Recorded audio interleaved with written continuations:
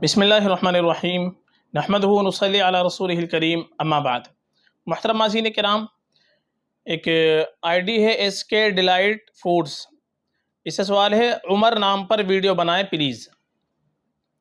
دیکھیے، جو نام آپ نے پوچھا ہے عمر، اس نام پر الگ سے وضاحت کرنے کی ضرورت نہیں ہے۔ جب یہ نام لیا جاتا ہے تو ہر ایک کے ذہن کے اندر خلیفہ ثانی آ جاتے ہیں، حضرت عمر فاروق رضی اللہ تعالیٰ عنہ۔ عمر اس کے معنی آتے ہیں زندگی کے، اور عمر چونکہ صحابی کا نام ہے، خلیفہ کا نام ہے، ان کی فضیلت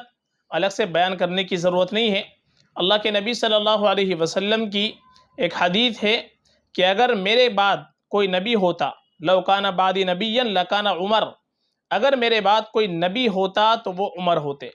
لیکن آپ کے اوپر چونکہ نبوت کا سلسلہ ختم ہو گیا، اس لیے اس حدیث سے حضرت عمر رضی اللہ تعالیٰ عنہ کی عظمت معلوم ہوتی ہے کہ کیا ان کی فضیلت ہے، تو الگ سے اس کی بیان کرنے کی ضرورت نہیں ہے۔ صحابی کا جب نام ہو تو ہم کو معنی کی طرف توجہ بھی نہیں دینی چاہیے، صحابی کے نام کی نسبت کافی ہوتی ہے۔ تو عمر بہت ہی مبارک نام ہے، بہت ہی فضیلت والا نام ہے، باعث برکت نام ہے، یہ نام بالکل ہم رکھ سکتے ہیں، یہ نام ہم کو رکھنا چاہیے۔ اور اس نام کے تعلق سے ایک چیز اور مشہور ہے، بہت سے گھر کی عورتیں یہ نام اس لیے نہیں رکھتی اور یہ وجہ کر بتلاتی ہے کہ عمر نام نہیں رکھنا چاہیے، چونکہ حضرت عمر رضی اللہ تعالیٰ بہت غصے والے تھے، تو بچہ جو ہمارا بہت غصے والا ہوگا، تو یہ اس طریقے کی باتیں کرتے ہیں، یہ چیز بالکل مناسب نہیں ہے۔ عمر رضی اللہ تعالیٰ بہادر تھے اور غصے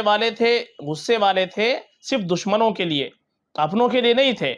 تو یہ تو اچھی صفت ہے اگر دشمن کے لیے اگر غصہ ہو تو حضرت عمر رضی اللہ تعالیٰ عنہ کی نسبت سے نام رکھیں گے تو بہت ہی مبارک نام ہے، باعث برکت ہے نام ہے، بغیر کسی تردد کے نام ہم رکھ سکتے ہیں۔ ایسا کوئی مسئلہ نہیں ہے کہ نام رکھنے کی وجہ سے بچہ غصے والا ہوگا، ایسا کچھ نہیں ہے، یہ نام بہت مبارک ہے، بالکل رکھا جا سکتا ہے۔